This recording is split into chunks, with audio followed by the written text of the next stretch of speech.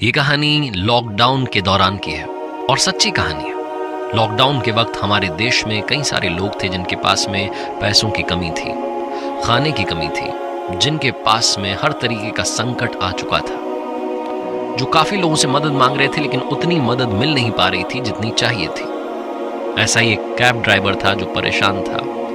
Cabs चलना बंद हो चुकी थी, सब कुछ बंद था। वो समझ नहीं पा रहा था कि क्या करे। उसने बहुत लोगों को कॉल लगाई लेकिन बात नहीं बनी।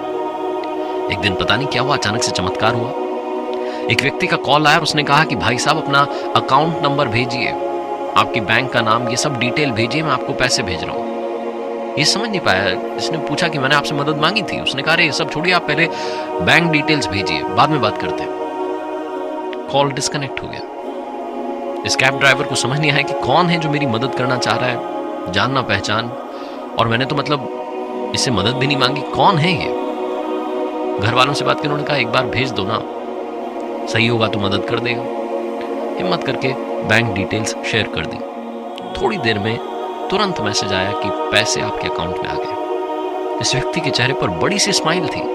इसकी फैमिली में एक हल्की सी खुशी आ गई थी कि वाह, ऊपर वाले ने हमारी सुन ली। तभी कॉल आया उसी व्यक्ति का जो बैंक डिटेल्स मांग रहा था। फोन उठाते ही इस कैब ड्राइवर ने सबसे पहले पूछा कि आप कौन हैं, मेरी मदद क्यों की आपने।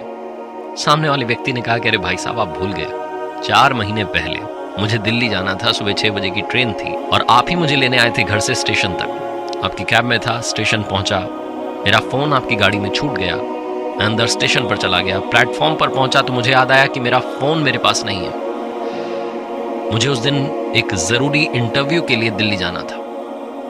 वो सब तो मैंने छोड़ दिया। मैंने कहा आज का तो दिन ही मनूस है, मेरा फोन गायब हो गया। दौड़ करके बाहर आया लेकिन आपकी कैब कहीं नहीं दिखी।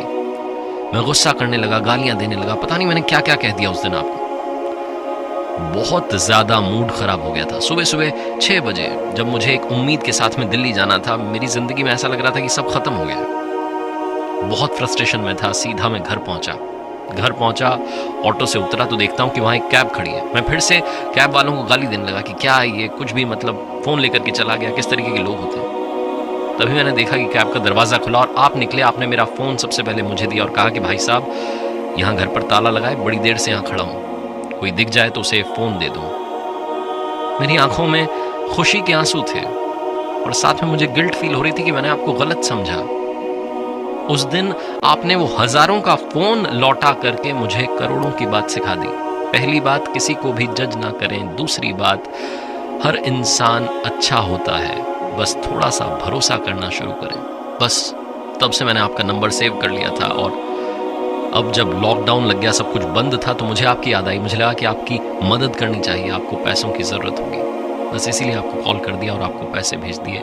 अब बस थैंक यू मत कहिएगा, क्योंकि थैंक यू तो मुझे कहना है आपको, क्योंकि आपने मुझे काफ़ी कुछ सिखाया। इसलिए थैंक यू। छोटी सी कहानी है लेकिन हमें सिखाती है कि ज़िंदगी में भरोसा रखिए, सब कुछ अच्छा होगा और अच्छा काम करते चलिए, उसका रिजल्ट हमेशा अच्छा मिलता है।